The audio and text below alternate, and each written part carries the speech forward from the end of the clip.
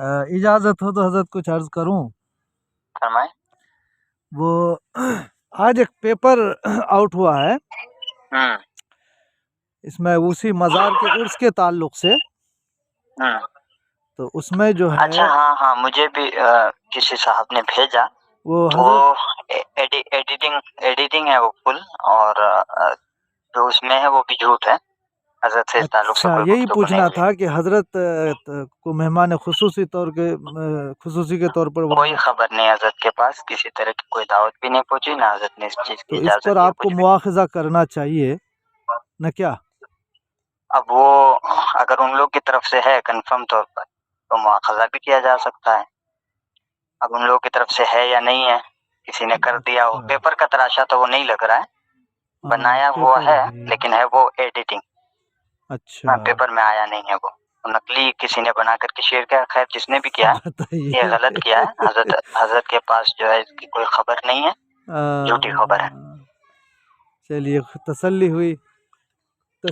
और ये अर्ज करना था हजरत, वो हमारे मुकदमे के खारिज करने की वजह अभी तक हम लोगों को नहीं बताया गया हजरत। इंशाल्लाह अज़्ज़ा मैं कोशिश करूंगा कि मैं जी, कोई वजह बता दें तो हम लोगों को भी समझ में आए। और दूसरी चीज़ ये है हजरत कि ये तो खुद वहाँ के उलमा कसीर तादाद में, ये 2-3 मौलवी है ना, ये बस पैसे के चक्कर में वो सब मज़ार को वो बाबा के साथ फिर रहे हैं। लेकिन वहाँ के तमाम उलमा जो हैं मज़ार के फर्जी होने के कायल हैं, उनकी रिकॉर्डिंग वगैरह सब अब मेरे देखिए पास। भाई, मुफ्ती साहब की तरफ से तो कोई फैसला आया नहीं। उलमा लेकिन जो इलाके के हैं वही अब इसका फैसला करेंगे। नहीं, उनके नजदीक साबित है तो मनाए, नहीं है तो ना मनाए।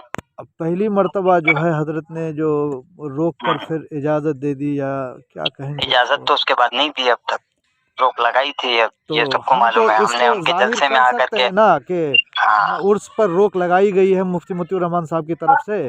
हाँ, ये कह सकते हैं आप कि उर्स पर रोक लगाई गई थी, और उसके बाद फिर जलसे में आकर के ये भी बयान हुआ था कि अब तक इस मज़ार के मज़ार होने की तहकीक नहीं हुई है। जी हाँ, जब तहकीक हो जाएगी उसके बाद आपको मज़ार मानने का हुक्म था। ये हजरत की तरफ से ऐलान उस जलसे में किया गया था।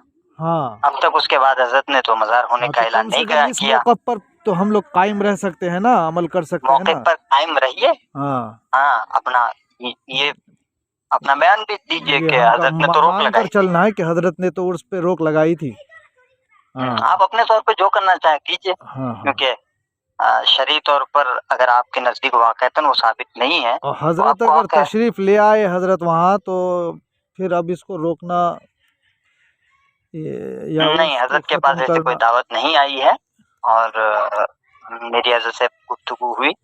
अच्छा, अब आइंदा अगर कुछ इस तरह की बात आए तो मुझे तो नहीं लगता कि इस तरह की कोई बात आएगी। देखिए हजरत, हम लोगों के लिए मसला खड़ा हो जाएगा इलाके में, उलमा के लिए फिर कोई बुराइयों के खिलाफ खड़ा नहीं होगा। फिर कहने का मतलब ये है, देख रहे हैं सुन्नियत तो बस अब अल्लाह ही मुहाफिज है। ठीक है, इंशाल्लाह ज़रूर मैं हजरत से भी हजरत वगैरह कम से कम बचाएं, कोई फर्ज वाजिब है ही नहीं कि इसी दावत में वो आए। और